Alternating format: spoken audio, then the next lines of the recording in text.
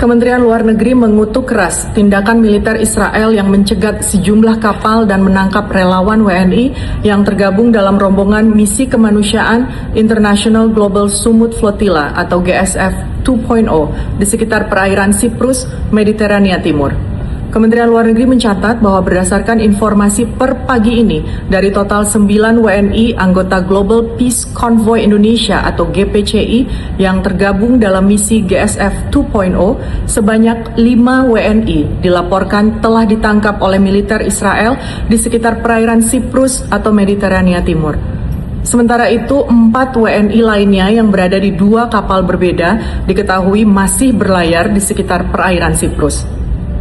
Situasi di lapangan masih sangat dinamis. Keempat WNI yang masih berlayar tersebut tetap berada dalam kondisi rawan dan sewaktu-waktu juga dapat mengalami intersepsi atau penangkapan oleh militer Israel. Sehubungan dengan perkembangan tersebut, Kemlu telah melakukan koordinasi awal dengan KBRI Ankara, KBRI Kairo, KBRI Roma, KBRI Aman dan KJRI Istanbul, termasuk menyiapkan langkah-langkah antisipatif seperti penerbitan SPLP apabila paspor WNI disita, serta dukungan medis apabila diperlukan. Perwakilan RI juga melakukan pendekatan kepada otoritas setempat guna memastikan akses transit dan proses kepulangan WNI dapat berjalan tanpa hambatan keimigrasian. Indonesia juga telah bergabung dengan 9 negara lainnya, yaitu Turki, Bangladesh, Brasil, Kolombia, Yordania, Libya, Maladewa, Pakistan, dan juga Spanyol dalam suatu pernyataan bersama yang mengutuk keras serangan Israel ke GSF. Perwakilan RI terkait senantiasa dalam posisi siaga untuk segera menindaklanjuti notifikasi dari otoritas tempat. Kementerian Luar Negeri melalui perwakilan RI terkait akan terus memantau perkembangan situasi, melakukan verifikasi posisi dan kondisi para WNI, serta menyiapkan langkah-langkah pelindungan sesuai kebutuhan di lapangan. Kementerian Luar Negeri mendesak pemerintah Israel untuk segera melepaskan seluruh kapal dan awak misi kemanusiaan internasional yang ditahan, serta menjamin kelanjutan penyaluran bantuan kemanusiaan kepada rakyat Palestina sesuai hukum humaniter internasional. Kembali di ANTV Top Line, juga berita mancanegara. Pemirsa, pasukan Israel mulai mencegat kapal-kapal dari armada global Sumut Flotilla Senin siang tadi. 1 warga negara Indonesia dikabarkan ditahan oleh otoritas Israel.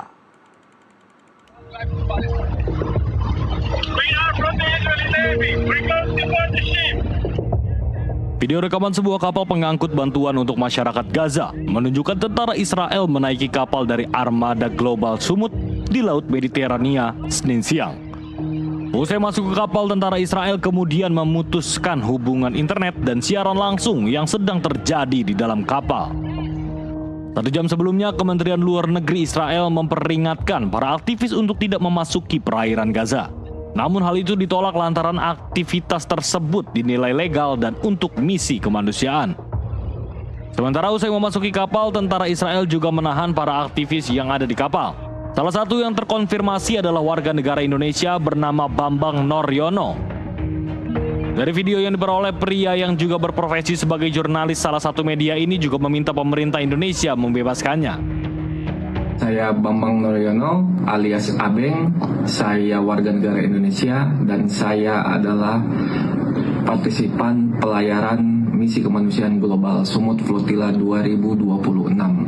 Jika Anda menemukan video ini, mohon disampaikan kepada pemerintah Republik Indonesia bahwa saya saat ini dalam penculikan tentara Zionis Israel.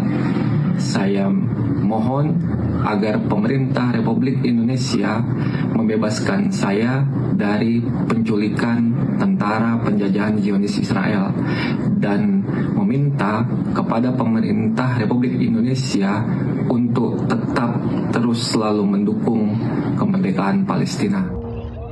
Operasi terbaru ini menyusul pencegatan sebelumnya pada 30 April lalu ketika pasukan Israel menghentikan lebih dari 20 perahu dari inisiatif yang sama di dekat Yunani dan menahan sekitar 175 aktivis.